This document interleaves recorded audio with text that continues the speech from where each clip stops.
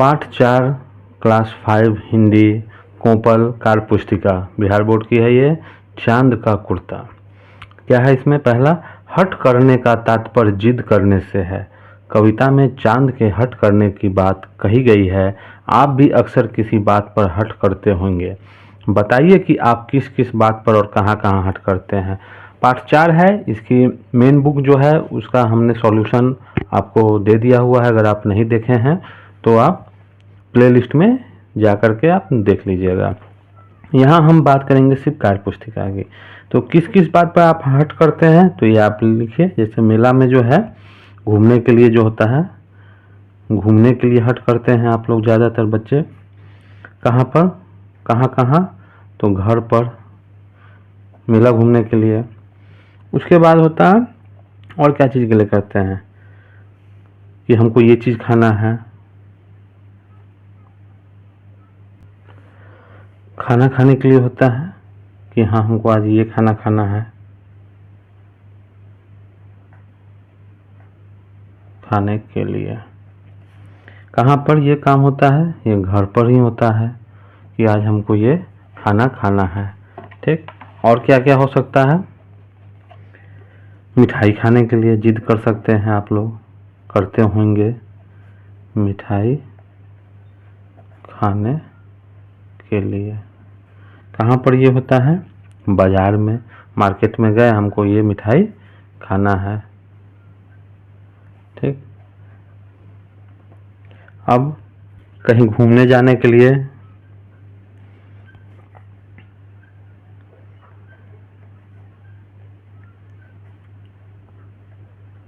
घूमने जाने के लिए यहाँ घूमने से हो जाएगा आपका कि नानी घर। ठीक, कहाँ पर ये करते हैं? घर पर, कि माँ अगर जा रही है तो नहीं हमको भी जाना है, हमको भी जाना है। चलिए अब अगला है इसमें कि पाठ चांद का कुर्ता के आधार पर सही कथन पर सही और गलत कथन पर गलत का निशान लगाइए। ठीक है। मुझे उनका एक मोटा वस्त्र सिलवा दो। झिंगोला कहता ही है चांद की, हाँ तो ये सही है। मेरा आकार हर दिन एक समान रहता है। नहीं, बिल्कुल नहीं, सब दिन इसका आकार जो है चांद का वो बदलता रहता है। जाड़े में मैं ठंड से ठिठुरता रहता हूँ। बिल्कुल सही बात है। चांद भारे पर कुर्ता लाने की बात करता है। बिल्कुल सही बात है। चांद के घटने बढ़ने पर जो आकार बनता है उसे चांद की कलाएं कहते हैं। बिल्कुल सही है। अब अगला प्रश्न है कि आज बाजार में ढेर सारी वस्तुएं भाड़े पर उपलब्ध है। नीचे कुछ वस्तुएं दी गई हैं। आपको बताना है कि इनमें से हम किसे भाड़े पर ले सकते हैं और किसे नहीं ले सकते हैं। तो यहाँ कुछ वस्तुओं की लिस्ट दी गई है। यहाँ भाड़े पर ले सकने वाले वस्तुओं के हम यहाँ नाम लिखेंगे। तो आप टेलीविज़न भाड़े पर ले सकते हैं। ठीक, मकान भी भाड़ा पर ले सकते हैं। आप लोग रहते हैं रेंट के मकान में। किताब ले सकते हैं, मिलती है किताब। दोस्तों से भी आप भाड़े पर ले लेते हैं कि हमको दो। मोटरसाइकिल भी आपको भाड़े पर मिल सकती है। ठीक, कंबल भी भाड़े पर मिलते हैं ठंड के दिनों में। टेबल कुर्सी भी भाड़े पर आपको मिलती है। शादी ब्याह में या कोई फंक्शन में लोग टेबल कुर्सी जो है टेंट हाउस से भाड़े पर मंगाते हैं। और आपको नहीं दिखा, यहाँ से आप कर लें। उसके बाद है कि भाड़े पर नहीं ले सकते हैं। क्या क्या भाड़े पर नहीं ले सकते हैं? आपको अखबार भाड़े पर नहीं मिलेगा, ये खरीदना ही पड़ेगा। उसके बाद हवा आपको भाड़े पर नहीं मिलती है। ठीक, कॉपी जो है वो आपको भाड़े पर नहीं मिलेगी, तो ख़त्म कर दीजिएगा तो फिर उसका क्या इस्तेमाल है। पेंसिल भी आपको भाड़े पर नहीं मिलेगी। पानी भी भाड़े पर नहीं मिलता है और कलम भी भाड़े पर नहीं मिलता है। इसको आप रोक करके, और अगर आपको सही से नहीं दिख रहा होगा तो क्वालिटी इसकी बढ़ा लेंगे आप, तो आपको सही से दिखेगा। अब अगला है खाली स्थान को कोष्ठक में दिए गए उपयुक्त कारक चिन्ह से भरिए। ये कारक चिन्ह है, कर्ता ने कर्म को करण से संप्रदान के लिए वगैरह जो है, को से, तो, को, की, का, हो, है, में, मैं इत्यादि जो है इनसे भरना। चांद एक दिन माता, क्या होगा यहाँ पर, से यह बोला, न हो अगर तो लादो कुर्ता ही भाड़े का। जारे की तो बात ठीक है, बड़ा किसी दिन हो जाता है, एक नाप में कभी नहीं तुझको देखा है। ठीक। अब अगला प्रश्न है 5 नंबर। चांद का कुर्ता कविता में माँ जादू टोने की बात करती है। क्या आप जादू टोने की बातों पर विश्वास करते हैं? कारण सहित लिखिए। नहीं, हम लोग जादू टोने पर विश्वास नहीं करते हैं। क्यों? क्योंकि मुझे यह मन गढ़ंत लगता है, मनगढ़ंत लगता है। वास्तविक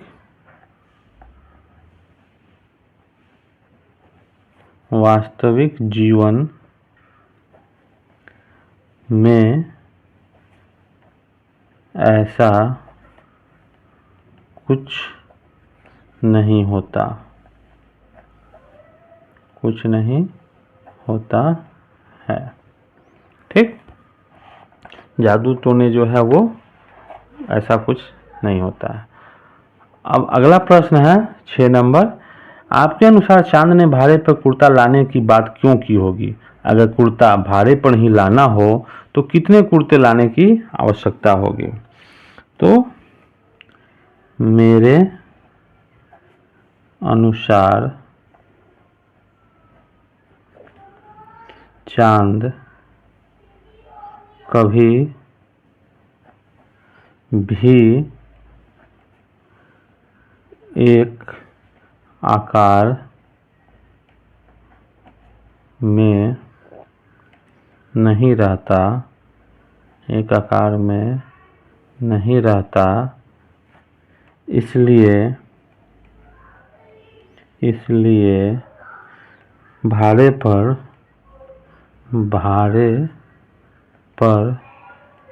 कुर्ता लाने की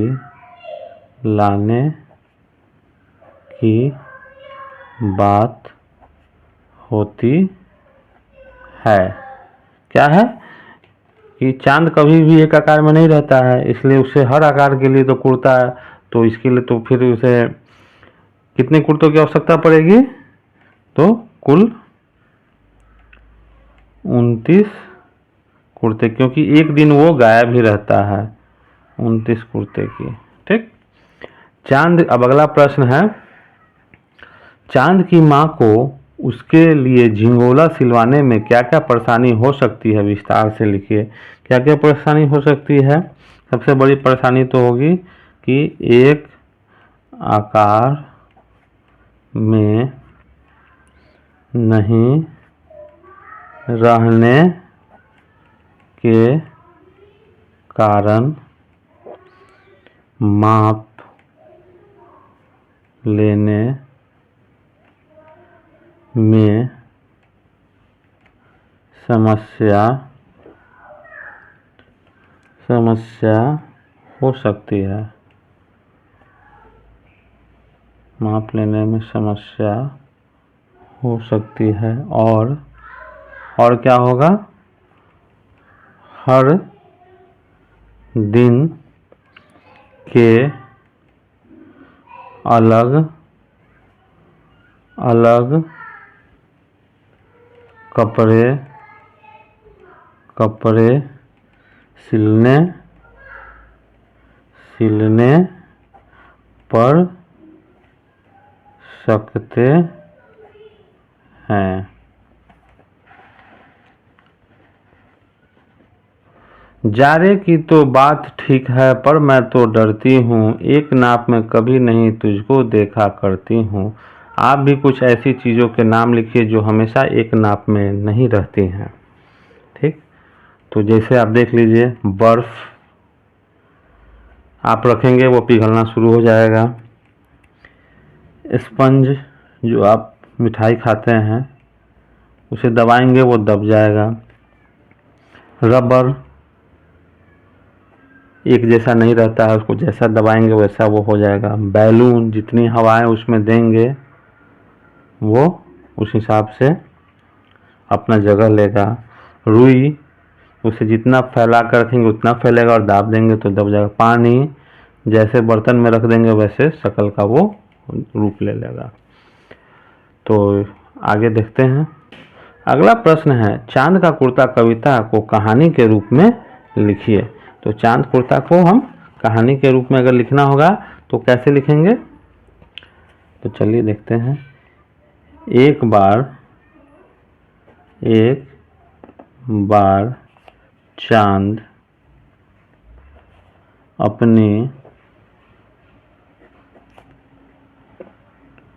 अपनी माँ से कहता है, माँ मुझे जाड़े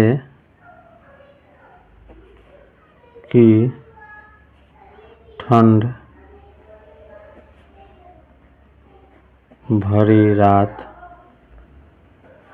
में यात्रा करना होता है। मुझे एक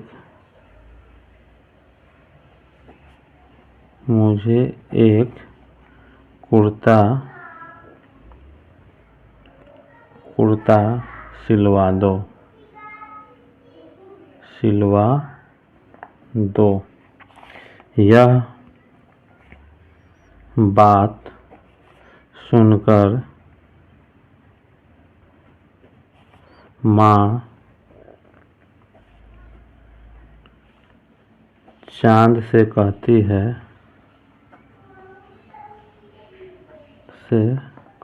है, तुम कभी भी एक नाप में नहीं रहते हो।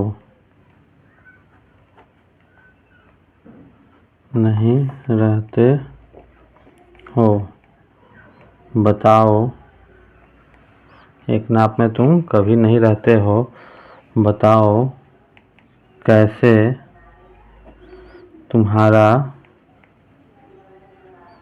तुम्हारा माप लिया जाए। ठीक, माप लिया जाए। इस पर चांद कहता है कि भारे पर ही मुझे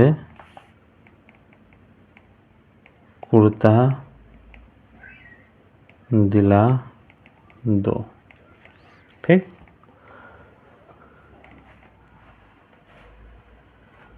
अब यहाँ से अगला है,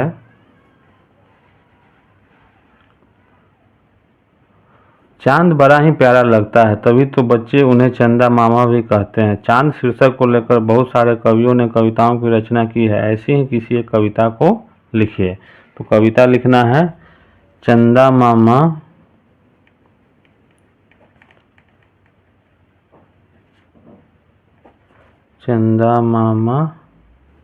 दूर के, सबसे पुराना है पुआ।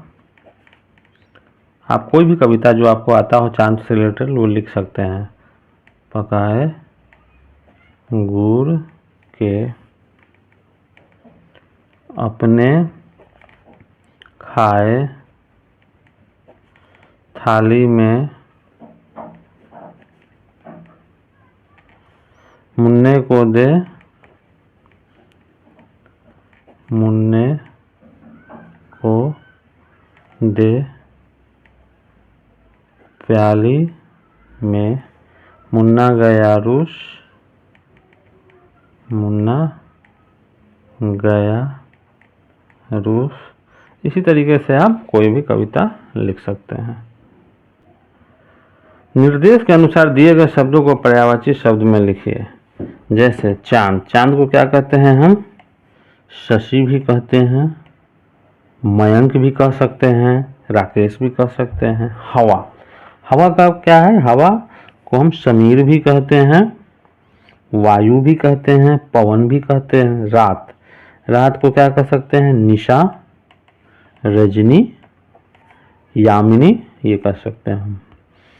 अब आसमान, आसमान को हम क्या कह सकते हैं? गगन,